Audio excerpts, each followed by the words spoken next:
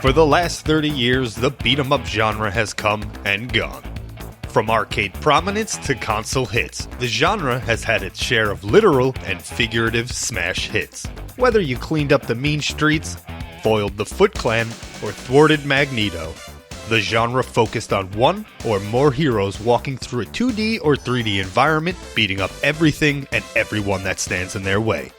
Each game would have its own unique offerings to contribute mechanically, yet held true to a simplistic formula and matching button layouts, meaning even new players were quickly hooked. The simultaneous cooperative gameplay and immediate action made beat-em-ups exceptionally popular in the arcade, and the difficulty, tuned to force players to drop serious quarters into the machine to progress. It certainly helped arcades and manufacturers, but gamers like myself didn't mind asking for another quarter to play more. The inspirations can be traced back to martial arts games from the early to mid-80s, including Irem's Kung Fu Master, a primitive 2-button side-scrolling tie-in to the Jackie Chan movie Wheels on Meals. The player controls protagonist Thomas fighting through 5 floors of the Devil's Temple. Though the gameplay was simple, it was a hit, and helped lay the groundwork for the genre's approaching hits. Most argue that the first official game in the genre was released by Demnos Japan in 1986, entitled Neketsu Koha Kunio-kun, or Hot-Blooded Punk Kunio. The arcade title took a huge departure from the typical martial arts themes to opt instead for brawling on the streets. The protagonist Kunio takes down an evil crime syndicate to avenge his friend. Neketsu Koha codifies a number of the tropes that the beat-em-up genre uses to this day, including horizontal and vertical movement, stunned enemies, combo attacks, and of course, waves of opponents. That's it, the perfect formula. But where do we go from here? The Western release of Neketsu Koha Kunio-kun would be known as Renegade. The localization team altered character sprites, backgrounds, and even the plot, substituting in the typical damsel in distress. But as a first for the West, we'll give it a pass. With ports to 10 different home consoles and computers, Renegade would leave gamers with a taste of what's to come. The following year, 1987, Demnos nails a home run with Double Dragon, the first beat-em-up to include cooperative play. The game was pushed into legendary status and set a new standard for the genre. Critically acclaimed, Renegade's big brother would be a massive coin-op hit in an otherwise declining arcade market. It also challenged players, requiring strategic play, while its larger sprites and gruesome sounds kept players throwing quarters at it. More than any other title, Double Dragon opened the floodgate for a golden age of beat-em-up titles.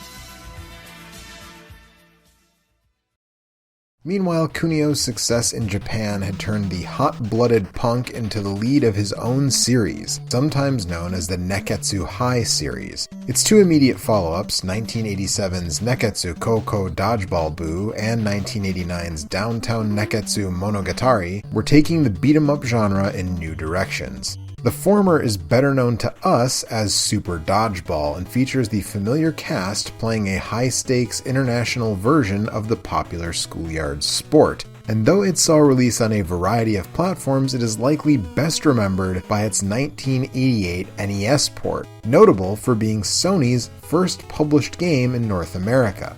Different settings and customized lineups with super throw attacks made the radical departure from Renegade fun in its own right. However, it was the third game in the series, Downtown Neketsu Monogatari, that would leave the strongest impression on audiences, particularly in the English-speaking world. Titled River City Ransom in North America and known in Europe as Street Gangs, Kunio, aka Alex, teams up with friend and rival Ricky, aka Ryan, to clean up the mean streets of River City and rescue Ryan's girlfriend Cindy from the clutches of Slick. What a stand-up guy that Alex is. River City Ransom expands a lot on the beat-em-up genre, with RPG elements requiring the player to collect loose change dropped by enemies to buy items that will buff their characters. Shopping in strip malls full of stat-boosting food items and special technique books that will give players new attacks and higher stats to take on the gangs and rescue Cindy. The beat-em-up genre was hitting a fever pitch with developers. 1989 saw the release of 3 classic titles: Golden Axe, Final Fight, and Teenage Mutant Ninja Turtles. While drawing heavily from their predecessors, each had its own unique feel. Huge, expressive sprites with detailed animations unlocked by simple one-button combos. These added a lot of polish to the genre and really increased the arcade appeal. Golden Axe featured a barbaric, high fantasy setting, clashing swords and magic. With different attacks for the 3 fighters, it was a big hit for Sega, both in the arcades and for their newest console, the Genesis. After each stage, the player would have to chase around these little thieves to gain back stolen loot. These served as anti-bonus rooms. You could walk away with more than you had, but only if you kicked these little bastards. In between rounds, the game unrolls an old map, revealing the story, further entrenching the player in its fantasy world. Final Fight was originally planned as a sequel to Street Fighter, but shifted to a beat-em-up in development after the success of Double Dragon. Featuring the iconic Mighty Mayor Mike Hagar and his daughter's boyfriend Cody and his friend Guy. It follows the ground laid before it, heavily steeped in Double Dragon's use of iconic enemies appearing in waves, often with weapons in tow, but lacked a lot of the hidden moves from Double Dragon. Final Fight did contain one of the more gratifying bonus rounds. It simply allowed players to turn a car into scraps with their bare fists. Oh my god! And finally, Teenage Mutant Ninja Turtles. Simply a great title, not only for the iconic characters and foes, but for bringing 4-player coin-ops to life and capturing the essence of the cartoon classic. Moreover, its NES port was highly regarded as a vast improvement over the first title for the system, and it would set the stage for Turtles in Time 2 years later.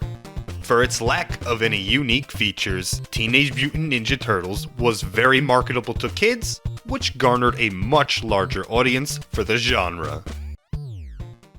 As interest peaked for the beat-em-up genre, companies with deep pockets began shelling out money for big-name franchises. Sadly, licensed arcade platformers never had the chance to stand out. With a few exceptions, they were often seen as quarter gobblers. Gone was the instant gratification of mashing a punch button to pummel your foe. On the flip side, this combination helped the genre stand out above the rest, mainly because of their established commercial success in mainstream media. These titles would unite fans and introduce consumers to new properties.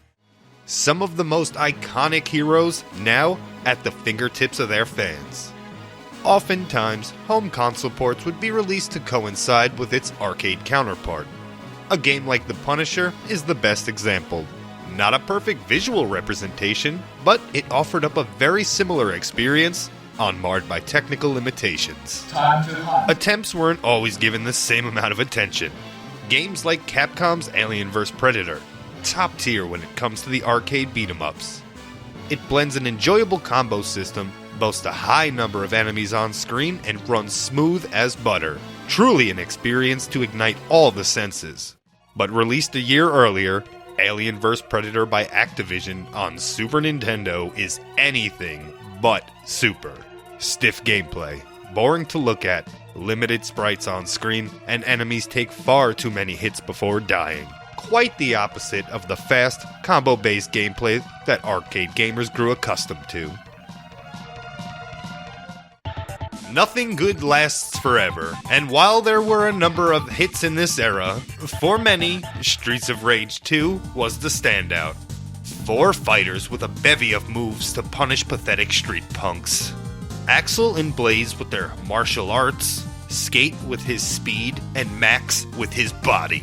He's the perfect archetype for building a moveset in these type of games. A range of grabs to crush cronies, gracious hitboxes to control crowds, and a pulverizing mule kick or slide attack to create space. At times, it feels like you're playing a fighting game with all of the different inputs.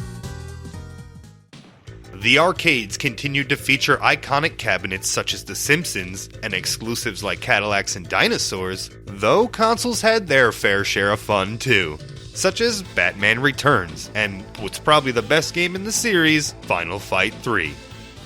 As the genre fell out of favor, it started to stagnate with releases such as Fighting Force, and 3D gaming at this point would start to spawn legs and evolve beyond the flat plane of movement that had become so ingrained in the brawler. More one-on-one fighters rose to prominence in the early 90s. Street Fighter II debuted in arcades and helped introduce the competitive fighter to eager gamers. It featured 8 fighters from around the world, each with their own special moves and martial arts backgrounds, not to mention the iconic music throughout. Sprites were now much larger, and thus in-pack animations added a satisfying level of feedback for the player. Until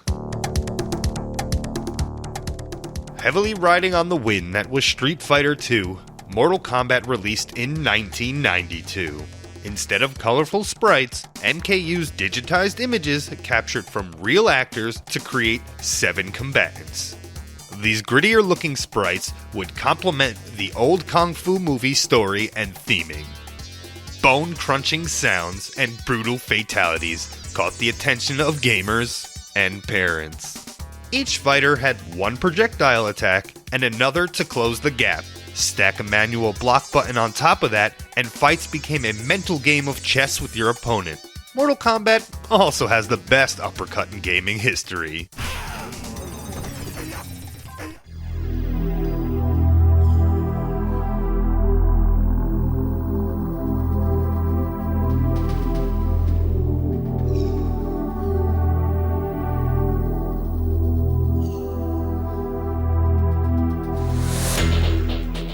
In almost every way, 1994's Killer Instinct was the evolution of competitive fighters.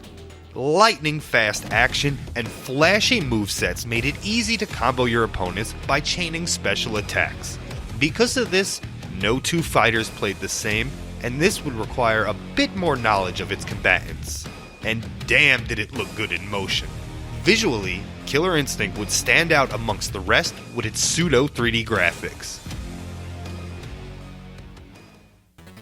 As developer interest shifted towards this new scene, the later half of the 90s were not kind to our old friend.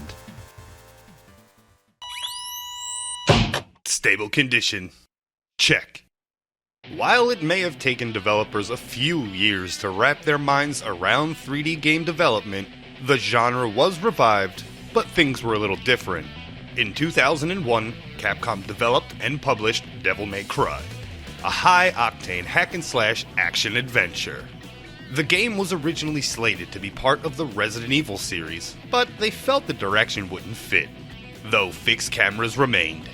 So the tie-in was scrapped, and the game would take a new form with its own story. The series was received with critical acclaim for using an established formula and pushing it to the next level. The cutscenes and mixture of ultra-violent combo attacks with the addition of puzzle elements made this a crown gem for the genre.